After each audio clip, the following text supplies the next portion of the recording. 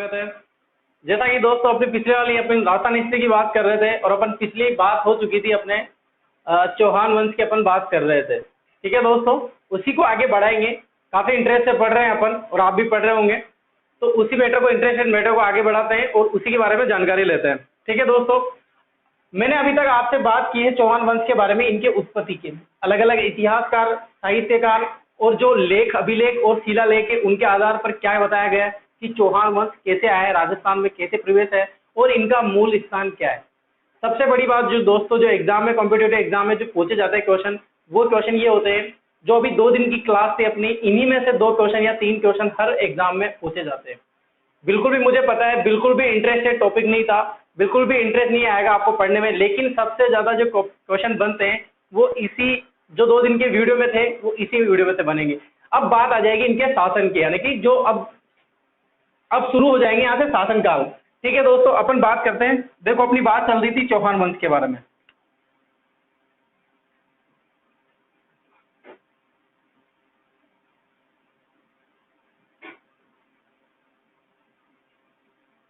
किसी बात चल रही दोस्तों चौहान वंश के बारे में। अब पढ़ेंगे अपन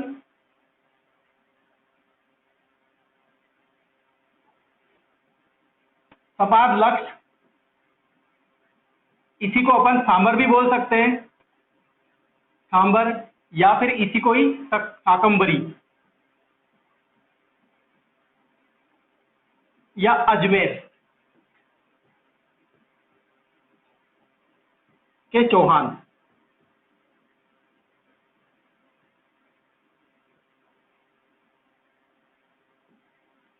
देखो दोस्तों, मैंने आपको सबसे जिस दिन अपनी पहले दिन की क्लास लगी थी उसी दिन मैंने आपको यह बताया था कि जो चौहान की उत्पत्ति होती है वो शाकंभरी, सांबर, सपाद लक्ष्य इन स्थान से होती है, यानी कि मूल स्थान जो बताया गया है इतिहासकार के अनुसार वो सांबर बताया गया है। प्राचीन नाम सांबर था, उनके बाद शाकंभरी रखा और सपाद लक्ष्य रखा। मैंने आपको बताया था कि शाकंभरी क्यों रखा है और सपाद लक्ष्य भी क्यों रखा है नाम, और प्राचीन जो नाम है वो सांबर है जो इतिहासकारों ने बताया, यानी कि लेख शिलालेखों में प्राप्त होता है। और अजमेर के चौहान, मैं यहाँ पर इसीलिए अजमेर के चौहान मैंने इसीलिए लिखा क्योंकि जो इनके अजमेर के जो चौहान हुए थे, अजयराज चौहान नाम आएगा जब अपन पढ़ेंगे नेक्स्ट क्लास में। आज तो नहीं हो पाएगा, नेक्स्ट क्लास में जब भी अपन अजमेर के चौहान पढ़ेंगे तो अजयराज चौहान का नाम आएगा। उसने अजमेर नगर बसाया था और उसी के बाद जो शासक हुए थे वो अजमेर के शासक के नाम से जाने गए थे।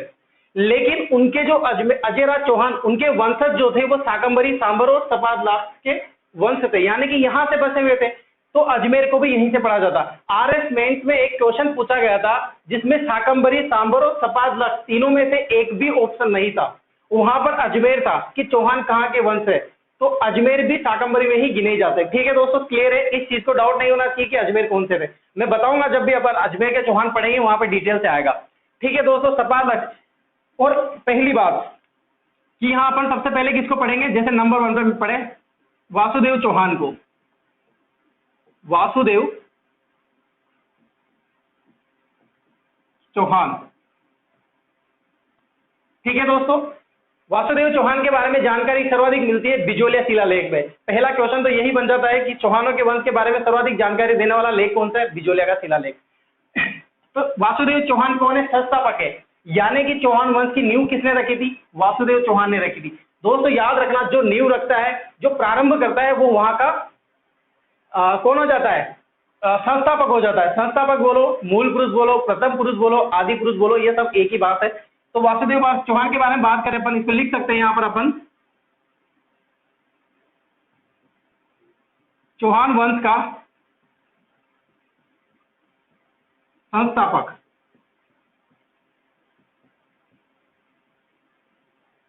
या मूल पुरुष,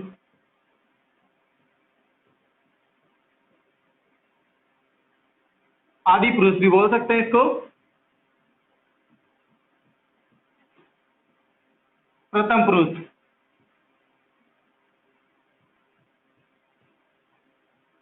ये सब एक ही बात है दोस्तों। ठीक है दोस्तों, चौहान वंश के बारे में।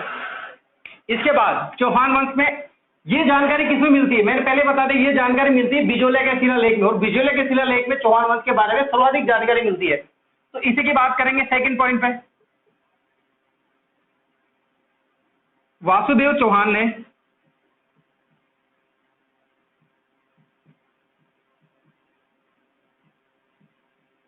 सांबर या शाकंभरी या सपादलक्ष में अपनी प्रारंभिक राजधानी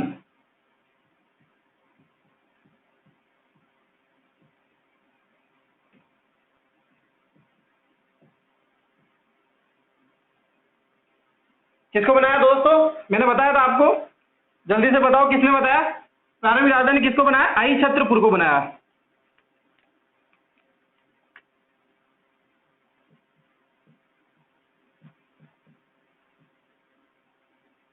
अभी वर्तमान नाम क्या है अहिछत्रपुर का? नागौर।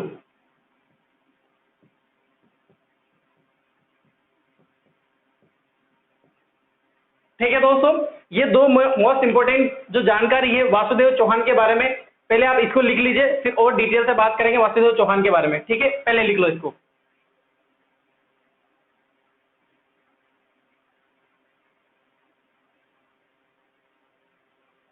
मिटा देते हैं दोस्तों।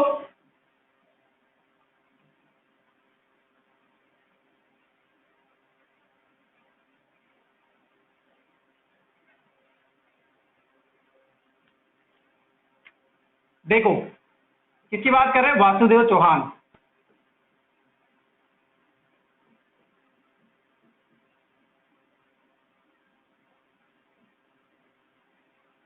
वासुदेव चौहान ने निर्माण करवाया था एक,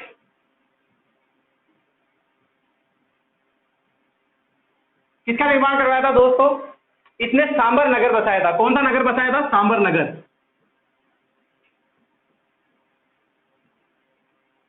सांबर नगर बसाया। कहां पर है ये? जयपुर में।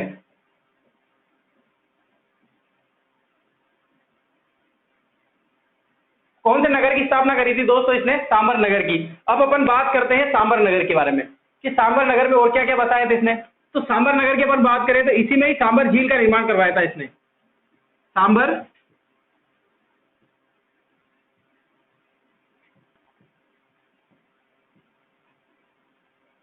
झील का निर्माण करवाया।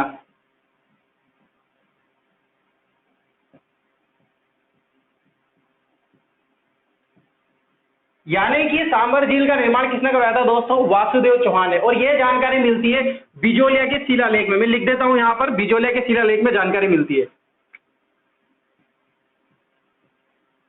बिजोलिया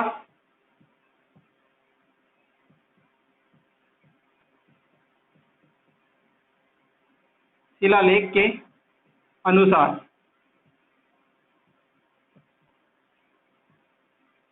क्लियर है दोस्तों? यहां से याद हो जाएगा आपको। देखो कैसे याद, सांबर नगर, सांबर के नाम से सांबर झील का निर्माण करवाया था, ज्यादा कंफ्यूज ही नहीं होना। अब सांबर झील की बात करते हैं, इसके पास क्या बनवाया था। देखो इधर सांबर झील,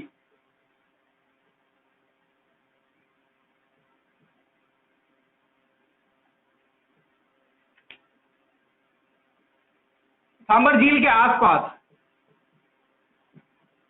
यानी कि पास, सांबर झील के पास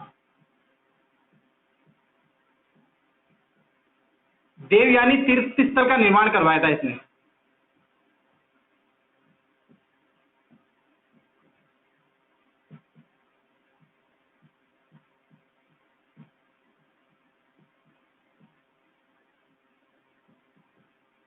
कौन से तीर्थ स्थल का दोस्तों? देवयानी तीर्थ स्थल का। देवयानी तीर्थ स्थल आज जब अपन माताएं पढ़ेंगे कल्चर में तो वहां पर डिटेल से पढ़ेंगे इनके बारे में। देवयानी तीर्थ स्थल कौन है दोस्तों? ये जैसे अपन राजा पुष्कर की बात करते हैं तो पुष्कर के बारे में क्या कहा जाता है? ये कहा जाता है कि ये मामा है। कौन से?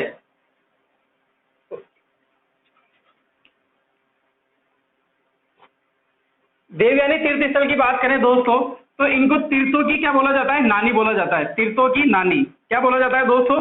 तीर्थों की नानी बोला जाता है। याद रखना, ऐसे बेसिक चीजें हैं। क्या कहा जाता है? तीर्थों की नानी। ऐसे ही पुष्कर में है, उनको क्या बोला जाता है? तीर्थों का मामा बोला जाता है। और ऐसे ही तीर्थों का भांजा है जो मचून को बोला जाता है। ठीक है दोस्तों, ये सारी बेसिक चीजें जो आपको याद रहनी चाहिए। देवयानी तीर्थ स्थल के बारे में ये बात हो गई। इसके बाद बात करें दोस्तों सांबर झील की। इसके बाद सांबर झील हो गया, सांबर नगर हो गया, सांबर झील के पास देवयानी तीर्थ स्थल का निर्माण हो गया। ठीक है,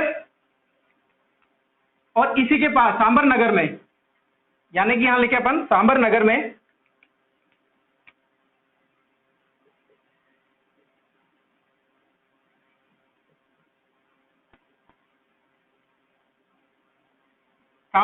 निर्माण करवाया था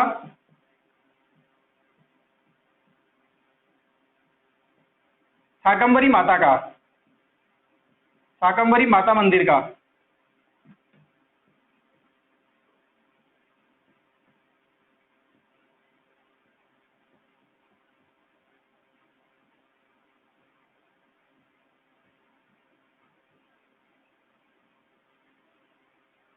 कौन सी माता का निर्माण करवाया था दोस्तों? शाकंभरी माता मंदिर का निर्माण करवाया था।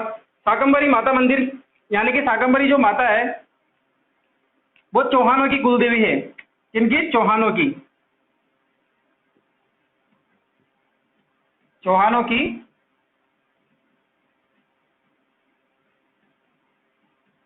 कुलदेवी। अब वो चीजें अलग है, बहुत सारी चीजें आती है, डाई पहले शराब चढ़ाया जाता है, ऐसे बहुत सारी माताएं जिनको डाई पहले शराब चढ़ाया जाता है, तो इनमें से एक शाकंभरी माता है। और जानकारी नहीं मिलती है शाकंभरी माता के। चौहानों की कुलदेवी, मोस्ट इंपोर्टेंट लाइन है, चौहानों की कुलदेवी कौन सी? शाकंभरी माता है। इनका मंदिर कहाँ पर है? सांबर में स्थित है, जो कहाँ पर है? जयपुर में स्थित है। ठीक है दोस्तों, ये बात होती है वासुदेव चौहान के बारे में। और ये जितनी भी संपूर्ण जानकारी है ये किसमें मिलती है दोस्तों? बिजोलिया की शिलालेख में प्राप्त होती है, जो वासुदेव चौहान के बारे में बताया गया है। ठीक है दोस्तों, अब स्क्रीनशॉट ले लीजिए। अब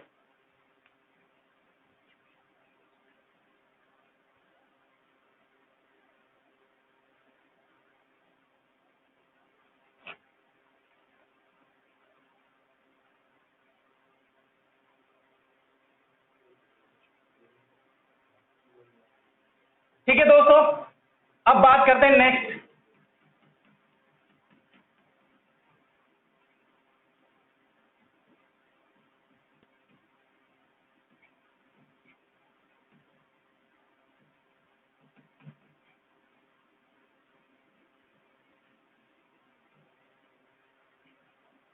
देखो दोस्तों, होता क्या है, जो भाई अभी अपन पढ़ रहे हैं, जो भी शासक पढ़ रहे हैं, ये एक्चुअल में शासक थे ही नहीं।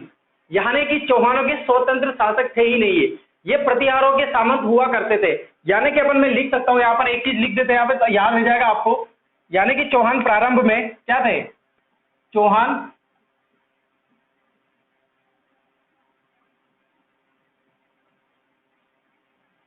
प्रारंभ में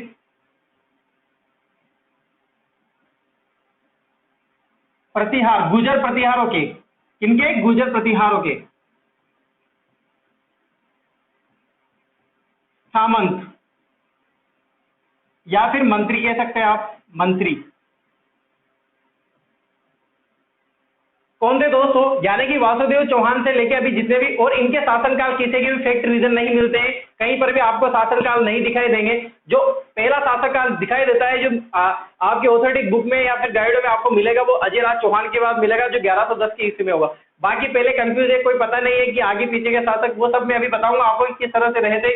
लेकिन जो शासक थे जैसे वासुदेव चौहान, इनके बाद के जो शासक बनेंगे ये प्रतिहारों के सामंत हुआ करते थे। पहला स्वतंत्र शासक नहीं था वासुदेव चौहान। यानी कि वासुदेव चौहान जो है वो संस्थापक है, कौन? चौहान वंश का। और ये गुर्जर प्रतिहारों के यहाँ काम करते थे, वहां पर रहते थे, वहीं पर खाना पीना होता था, और उनके पक्ष में और उनके देख रेख में काम करते थे, वहां के मंत्री हुआ करते थे। कौन? चौहान।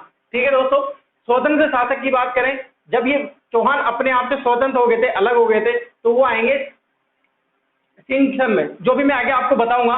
लेकिन आपको एक चीज याद रखनी है यहाँ पर कि सामंत हुआ करते थे किसके? प्रतिहारों के। ठीक है दोस्तों, अब बात करते हैं नेक्स्ट, इसके बाद कौन बना था? तो इसके बाद आएगा गुवक फर्स्ट।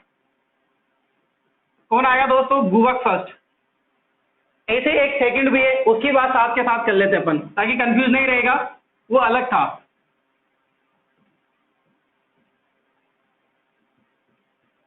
गुवक सेकंड। ठीक है दोस्तों, ये शासक हुए थे, अभी भी सामंत थे ये प्रतिहारों के। ठीक है दोस्तों, लेकिन पढ़ना पड़ता है क्योंकि इनकी संतान आगे जाके अजयराज चौहान जो है इनके ही वंश कहलाएंगे, इसलिए इनको पढ़ना पड़ता है। कोई भी आपको ऐसे बताएगा नहीं डिटेल से, इनको कोई नहीं पढ़ाता, सब अजयराज चौहान से स्टार्ट करते हैं। लेकिन मैं अभी बेसिक चीजें आपको, बेसिक चीजें में आएगी, कुछ डिटेल की चीजें आपको जानकारी मिलेगी, वो जानकारी अपन देखते हैं।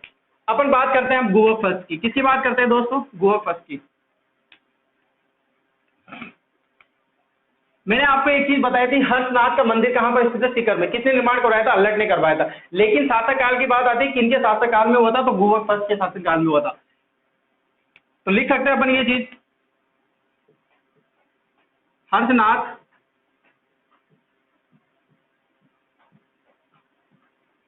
मंदिर का निर्माण करवाया।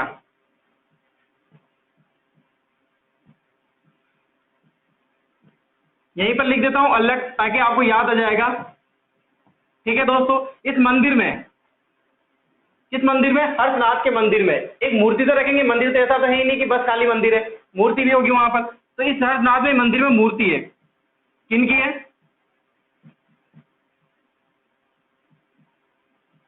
लिंगोदय शिवलिंग।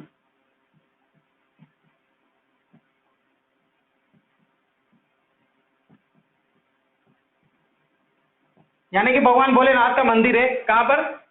सीकर में। ठीक है, और ये जो है, ये मंदिर, ये चौहानों के इष्ट देव कहलाते हैं। क्या कहलाते हैं दोस्तों? चौहानों के इष्ट देव।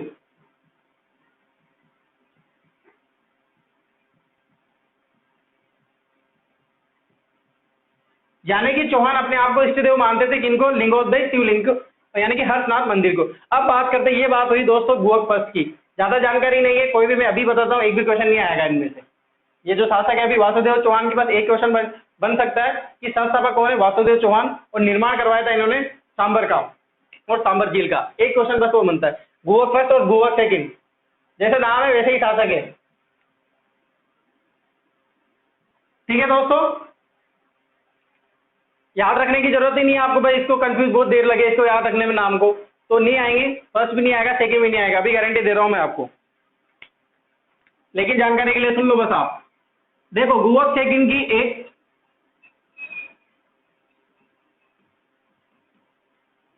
इनकी एक बहन थी। कौन? बहन थी, नाम नहीं मिलता कहीं भी। उनका विवाह करवाया था इन्होंने। किनके साथ करवाया था? क्योंकि अब ये सामंत थे। क्या था ये? सामंत। किनके? प्रतिहारों के। अब आप एक बात बताओ, जहां आप काम करोगे, अगर आपको आगे बढ़ना है लाइफ में, तो ये ऐसा ही तो गेम खेलेंगे? क्या करेंगे कि यार कहीं ना कहीं ऐसा सेट हो जाए कि अपन भी गुर्जर प्रतिहारों से संबंध बना ले और अपने राजपाट में तो वृद्धि हो जाए। तो ये क्या करवाएंगे? बहन, और विवाह करवाएगा प्रतिहार शासक से। किनसे? प्रतिहार शासक से। कौन था वो? मिहिर बोस था। यानी कि गुहक सेकंड की बहन का विवाह करवा देता है, किससे? प्रतिहार शासक मिहिर बोस से। यानी कि विवाह हो गया, इन बहन का विवाह हो गया, किससे? प्रतिहार शासक।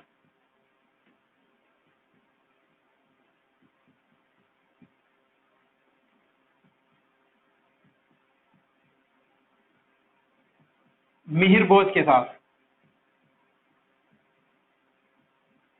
आया दोस्तों समझ में? ये हो गए दो शासक और कंप्लीट। आपको सबसे इंपॉर्टेंट लाइन क्या याद रखनी है? ये वाली, क्योंकि मैं आगे आपको जो बताऊंगा वो बताऊंगा कि इनके स्वतंत्र शासक भी हुए थे, क्योंकि वासुदेव चौहान जो है वो संस्थापक है, और चौहान वंश का जो प्रथम स्वतंत्र शासक है वो अभी इनमें से नहीं है। तो आप याद रखना, चौहान प्रारंभ में क्या थे? प्रतिहार के सामंत या मंत्री हुआ करते थे। ठीक है दोस्तों, स्क्रीनशॉट ले लो आप इसका।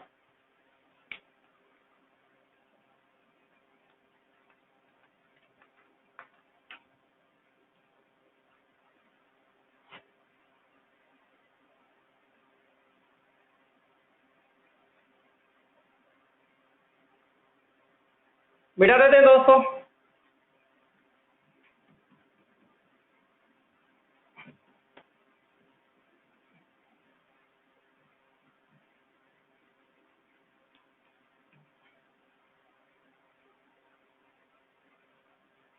देखो दोस्तों, अब शासक बनता है चंदन राज।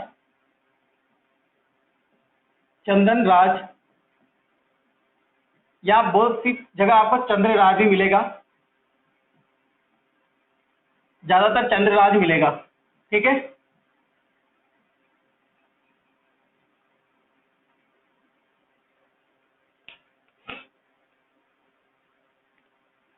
देखो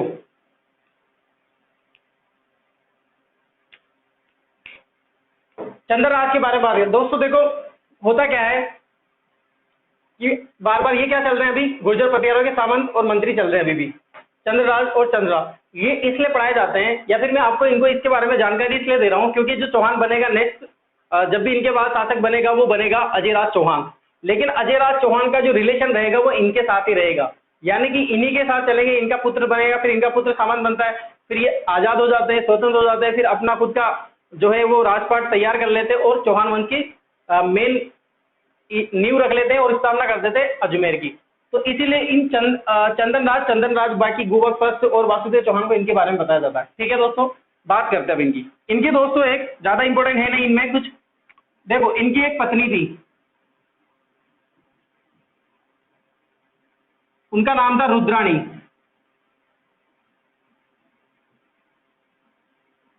क्या नाम था? रुद्राणी। सुना होगा आपने, इतिहास में नाम आता है रुद्राणी का। रुद्राणी जो है वो भगवान शिव की बहुत बड़ी भक्तिनी थी, यानी कि बहुत आराध्य मानती थी और पूजा करती थी, अर्चना। बस इन्हीं का एक ही काम रहता था, भगवान शिव की आराधना करना, पूजा करना। और इनके बारे में ऐसा बताया गया है कि पुष्कर झील है ना, उसके पास इन्होंने क्या करा, 1000 शिवलिंग बना रखे थे। तो 1000 शिवलिंग बना दो, और दिन प्रतिदिन रोज के रोज यानी कि उन शिवलिंगों के पास दीपक जलाती थी। यानी कि पुष्कर झील के पास शिवलिंग में यानी कि भगवान शिव की आराधना करने के लिए रुद्राणी जो है वो रोज 1000 दीपक जलाया करती थी पुष्कर झील के पास। ठीक है दोस्तों, एक बात ये आती है, अब ये कौन थी? दिल्ली के शासक थे तोमर वंश के शासक रुद्र, उनका रिलेशन रहता है रुद्राणी का। ठीक है दोस्तों, वहां की थी ये, और ये पत्नी रहती है किनकी? चंद्रराज की। तो ये इतनी सी बात है। और इनके एक चीज और है कि इनको आत्म प्रभाव के नाम से भी जाना जाता है। आत्म प्रथा आता है, बहुत सी जगह प्रभाव भी आता है। यानी कि इनका सबसे इंपॉर्टेंट है, योग क्रियाओं में ज्यादा निपुण रहती थी, हमेशा बस आराधना ही करना इनका एक धर्म कार्य था, और इनमें ही निपुण रहते थे। तो इनको एक नाम से भी जाना जाता था, एक उपाधि दी गई है, एक आत्म प्रभा के नाम से, आत्म प्रथा के नाम से। बात कर लेते हैं, अब ये चीजें लिख लेते हैं जो मैंने बताया आपको। इनका उपनाम है, क्या है दोस्तों? आत्म प्रथा। क्यों रखा गया था? क्योंकि ये योग क्रियाओं में निपुण होना एक आना है, योग क्रियाओं में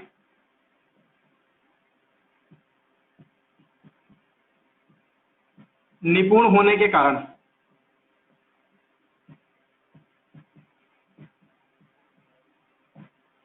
और बात करते हैं अपन,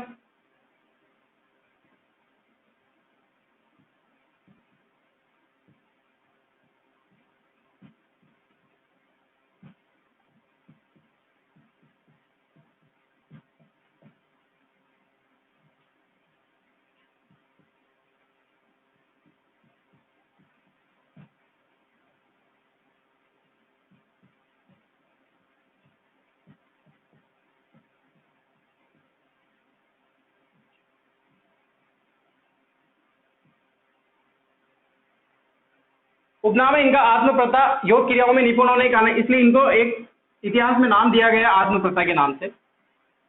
इनका नाम है रुद्राणी का। और पुष्कर झील में प्रतिदिन 1000 दीपक जलाते थे, भगवान शिव की आराधना करते थे, भगवान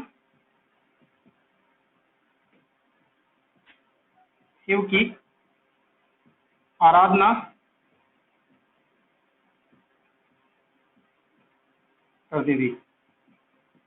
ये बात हुई दोस्तों किनकी? चंद्रराज की। इतनी सी बात है, बाकी और कुछ खास बात नहीं है। इनके बाद देखो शासक बनते हैं, इधर ही देख लो, इसमें ही इनके बाद शासक आते हैं सिंहराज। क्या नाम आता है? सिंहराज। मोस्ट इंपोर्टेंट है दोस्तों, यहां से याद रखना। अब क्या होता है दोस्तों, यहां से क्या होता है, चौहान वंश जो है वो स्वतंत्र हो जाता है, किनसे? प्रतिहारों से। और प्रतिहारों से स्वतंत्र होने के बाद प्रथम स्वतंत्र शासक बन जाता है कौन? सिंहराज। यानी कि अपन ये कह सकते हैं कि सिंहराज प्रथम स्वतंत्र शासक था, और चौहान वंश की जो नींव रखी है वो एक अब आजाद हो गए एक तरह से। अब ये किसी के सामंत और मंत्री नहीं रहे, अब खुद का एक राजपाट हो गया और खुद का एक वंश चलने लग गया। यानी कि सिंहराज के समय, इनके समय सिंहराज है। एग्जाम में क्वेश्चन पूछा जा सकता है कि प्रथम चौहान स्वतंत्र शासक कौन था, तो वो आंसर आएगा आपका सिंहराज। पूछा भी गया है कॉम्पिटेटिव एग्जाम में सिंहराज के बारे में। ठीक है दोस्तों, तो लिख सकते हैं प्रतिहार,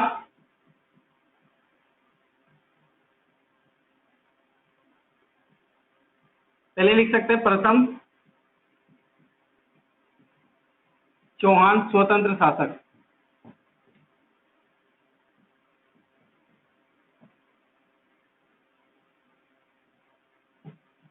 चौहान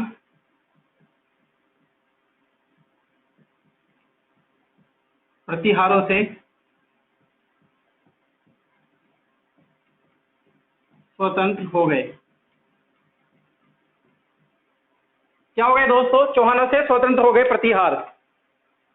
इनके बाद बात करें दोस्तों, तो इन्होंने जब ये शासक बने थे तो एक इन्होंने उपाधि धारण की थी, किसी ने दी नहीं इनको उपाधि, बस इन्होंने ही धारण करी थी शासक बनने के बाद, क्योंकि चौहान वंश स्वतंत्र हो गया था और प्रथम स्वतंत्र शासक बन गए थे कौन? सिंहराज। तो इन्होंने अपनी उपाधि धारण करी थी, उपाधि धारण की, इन्होंने उपाधि धारण की। कौन सी? महाराजा धीराज। इतना इंपॉर्टेंट नहीं है ये, महाराजा धीराज का इतना क्वेश्चन इंपॉर्टेंट नहीं है। एक क्वेश्चन इंपॉर्टेंट बनता है, वो है प्रथम चौहान स्वतंत्र शासक कौन थे? सिंहराज है। ये रही बात दोस्तों, आप इसका आंसर ले लो।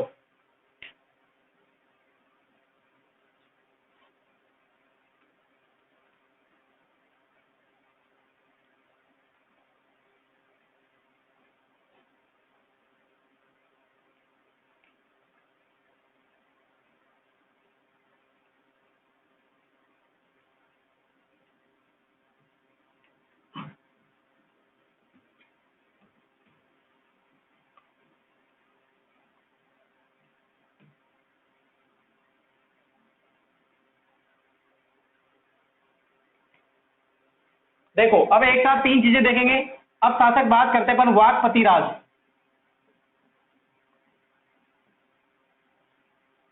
किनकी बात करेंगे? वाकपति राज की। फिर बात करेंगे अपन विग्रहराज द्वितीय की। विग्रहराज द्वितीय, विग्रहराज द्वितीय भी रहा था, विग्रहराज तृतीय भी रहा था, विग्रहराज चतुर्थ भी रहा था। लेकिन चौहान वंश के में सर्वाधिक जो जानकारी मिलती है वो विग्रहराज चतुर्थ के बारे में मिलती है, जो आपको पढ़ाया जाएगा, और सबसे ज्यादा जो डिटेल में और सबसे ज्यादा इंपोर्टेंट क्वेश्चन बनते हैं विग्रहराज चतुर्थ से बनते हैं। बीसल देव भी चौहान नाम आता है, बीसल देव चौहान। विग्रहराज द्वितीय अलग है, तृतीय भी अलग है। विग्रहराज 4 को अपन डिटेल से पढ़ेंगे, ठीक है दोस्तों। विग्रहराज द्वितीय, इनके बाद होता है दुर्लभ, दुर्लभ देव। ज्यादा जानकारी नहीं है इसलिए एक साथ पढ़ लेते हैं तीनों को, ठीक है दोस्तों। देखो, पहले बात करते हैं वाकपति राज की। तो ये प्रथम शासक थे, प्रथम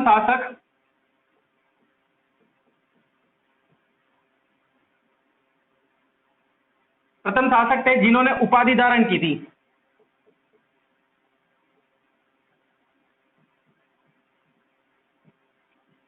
कौन सी उपाधि धारण की इन्होंने?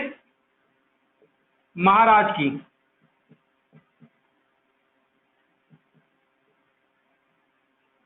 कौन सी उपाधि धारण की दोस्तों? महाराज की उपाधि धारण करी थी इन्होंने। अब देखो, ये बात हुई किनकी। अब इसके बाद बात करते हैं विग्रहराज की। चलो पहले इधर पूरी बात कर लेते। वाकपति राज का एक पुत्र था दोस्तों, पुत्र, क्या नाम था उसका? लक्ष्मण देव, लक्ष्मण चौहान। याद आया लक्ष्मण चौहान बोलते ही मैंने आपको जब संस्थापक लिखाया था उसके बाद बात करी थी कि अपन कहाँ के चौहानों के बारे में जानकारी लेंगे और कहाँ के बारे चौहान के बारे में पढ़ेंगे। तो मैंने 2 शाखाओं के बारे में विभाजित किया था, बताया था आपको कि नाडोल की शाखा कहाँ पड़ता है? पाली में। और दूसरी बात करी थी मैंने अजमेर के चौहान, संस्थापक बताया था अजमेर चौहान के संस्थापक थे अजयराज चौहान। और नाडोल के चौहान के बारे में मैंने ट्रिक भी बताई थी कि नाक किसने काटी थी? लक्ष्मण ने। तो नाक काटने वाला कौन? लक्ष्मण, यानी कि न से क्या आ जाएगा? नाडोल। नाडोल का संस्थापक कौन है? लक्ष्मण। तो लक्ष्मण देव चौहान पुत्र था दोस्तों वाकपति राज का, और ये यहां से चला गया था। कहां से? सांबर से। और चला गया कहां? आ गया पाली में। यहां से चला गया और पाली में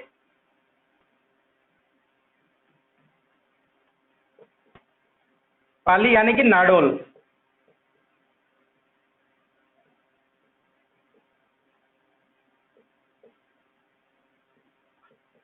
अपनी शाखा स्थापित की।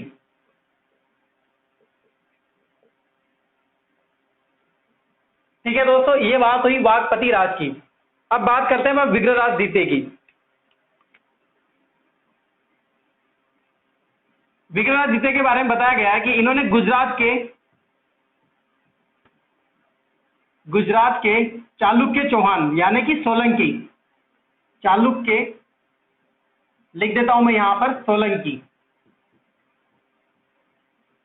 सोलंकी राजपूत जो है उनको चालुक्य बोला जाता है, यानी कि चालुक्य चौहान कौन थे दोस्तों? सोलंकी राजपूत। जो सोलंकी का जो राजपूतों का जो इतिहास है वो क्या कहलाए थे? चालुक्य कहलाते हैं। इनकी मूल जो स्थान है वो कहाँ है? गुजरात में। चालुक्य चौहान, चालुक्य शासक भीम फर्स्ट, भीम फर्स्ट को पराजित किया।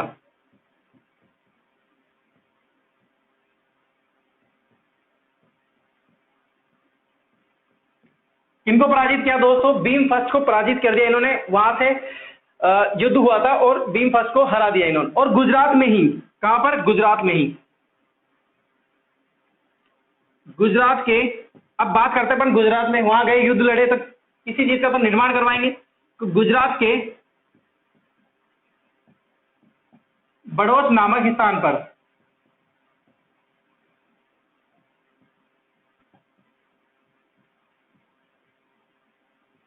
मंदिर बनवाया, एक आशापुरा माता का मंदिर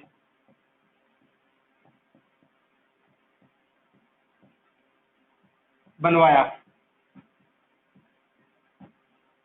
ठीक है दोस्तों,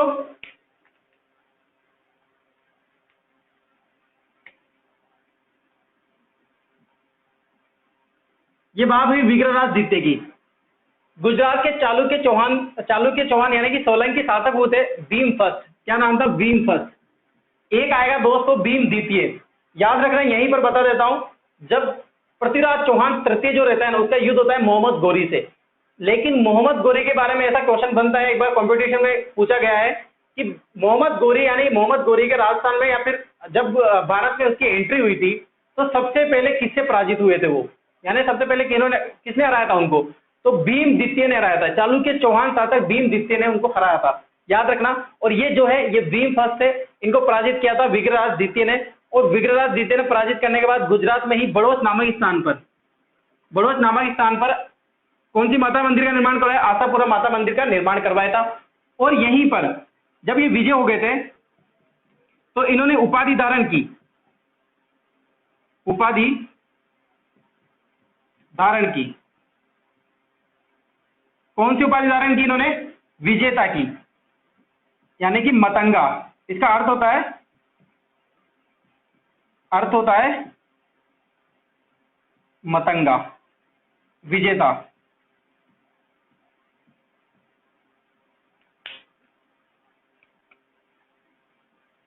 याद रखना दोस्तों, जब भीम फर्स्ट को पराजित कर दिया था इन्होंने, भीम फर्स्ट को हरा दिया था, तो उसके बाद इन्होंने आशापुरा माता का मंदिर का निर्माण करवाया था और मतंगा की उपाधि धारण करी थी इन्होंने। मतंगा का अर्थ होता है विजेता, यानी कि विजय होकर लौटेंगे कौन? विग्रहराज द्वितीय। ये हो गई दोस्तों विग्रहराज द्वितीय की बात।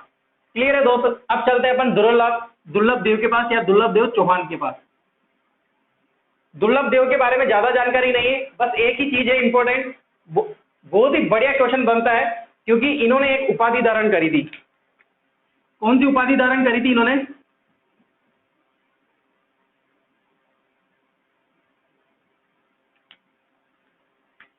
दुर्लभ मेरू की।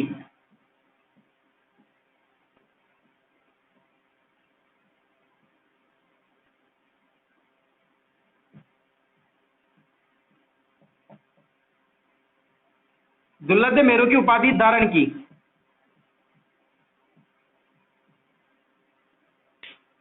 बहुत अच्छा क्वेश्चन है दोस्तों। दुर्लभ मेरू की उपाधि धारण करने वाला शासक, चौहान शासक कौन था? तो उनका नाम आएगा दुर्लभ मेरू, दुर्लभ देव चौहान, यानी कि इन्हीं के नाम पर थी दुर्लभ मेरू। और इसका अर्थ था, इनका अर्थ बताया गया है। अर्थ, इस उपाधि का अर्थ क्या होता है? जिनकी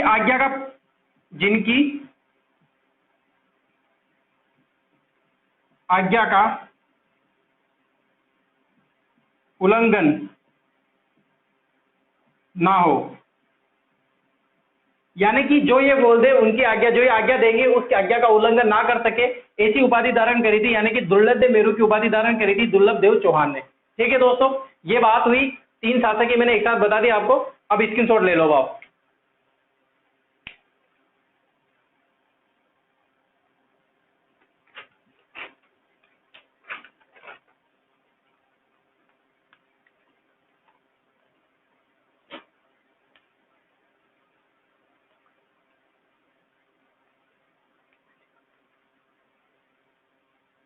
ठीक है दोस्तों, अब आगे बात करते हैं।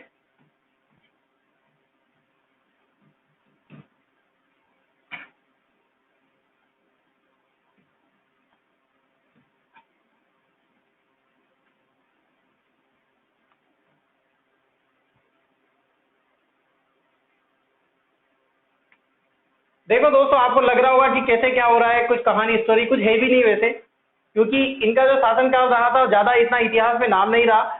जो चौहान वंश के बारे में इंटरेस्टिंग चीजें, कहानी वगैरह जो बात आएगी वो अजयराज चौहान के बाद आती है। और चौहानों के बारे में पहले ही कह चुका हूँ आपको कि ज्यादा इंटरेस्ट टॉपिक नहीं है, लेकिन सबसे ज्यादा क्वेश्चन बनते हैं चौहान वंश के बारे में। तो आप जो मैं पढ़ा रहा हूँ वो ध्यान से सुने और उनको एक एक चीज को याद करते चले। अब इनके बाद शासक बनते हैं, देखो एक तो होता है गोविंद,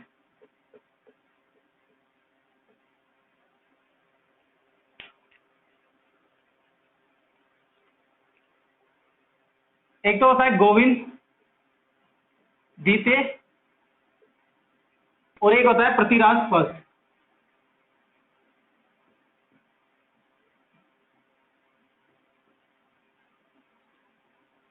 बात करते हैं दोनों शासक, इनके बाद शासक बनते हैं ये गोविंद द्वितीय के बाद शासक बनते हैं पृथ्वीराज फर्स्ट।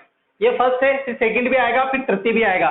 जो मोस्ट इंपोर्टेंट इतिहास में नाम आता है वो तृतीय आता है, बाकी पृथ्वीराज फर्स्ट का नहीं आएगा। यहां से देखना समझना, गोविंद राज द्वितीय के बारे में ज्यादा जान के नहीं है, इन्होंने उपाधि धारण करी थी, उपाधि धारण की।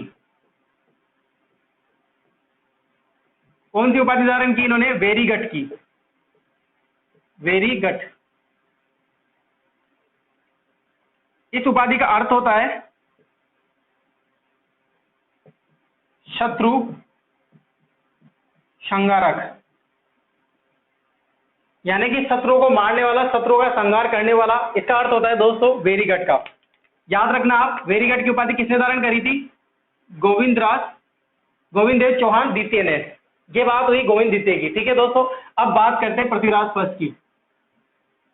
अब पृथ्वीराज फर्स्ट के बारे में कुछ जानकारी है, देखना। पृथ्वीराज फर्स्ट का पुत्र रहता है दोस्तों अजयराज चौहान। किसका पुत्र रहता है? पृथ्वीराज फर्स्ट का। क्या नाम है? अजयराज चौहान। अजयराज चौहान शासक बनता है, इन्हीं के बाद डिटेल से पढ़ेंगे अपन। अजयराज चौहान शासक बनता है और अजमेर दुर्ग का निर्माण करवाता है और अजमेर की स्थापना करता है। गोविंदराज फर्स्ट की बात करते हैं, देखो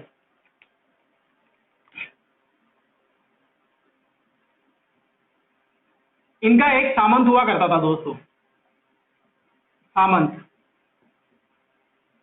सामंत या मंत्री। क्या नाम था उसका? हट्टक। क्या नाम था दोस्तों? हट्टक। इनका सामंत कह सकते हैं या मंत्री कह सकते हैं। क्या नाम था उसका? हट्टक। हट्टक ने निर्माण करवाया था, निर्माण करवाया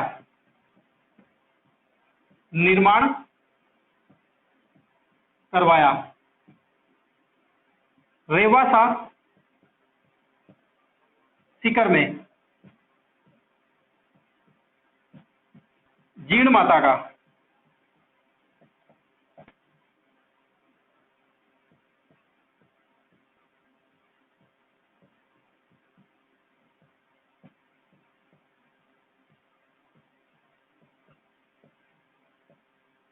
अब दोस्तों अपन ज्यादा इंटरेस्ट बनाने के लिए ये कर सकते हैं कि जीर्ण माता मैंने बोल दिया।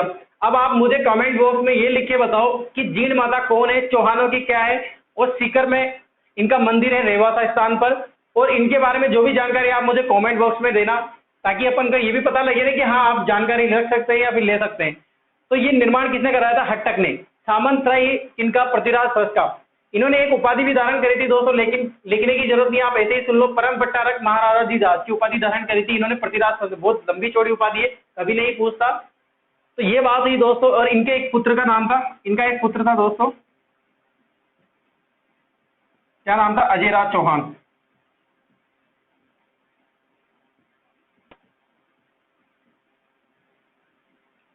अब पढ़ेंगे दोस्तों अपन अजयराज चौहान। इस यहाँ तक आज तो यहीं पर खत्म करेंगे अपन। नेक्स्ट क्लास में अपन जो भी क्लास रहेगी अपनी, जिस दिन भी क्लास रहेगी, तो उस क्लास में इसके बाद जो भी वीडियो बनेगा उसमें आएगा शासक पहला अजयराज चौहान। यानी कि दोस्तों अपन बात करेंगे अपन अजयराज चौहान की।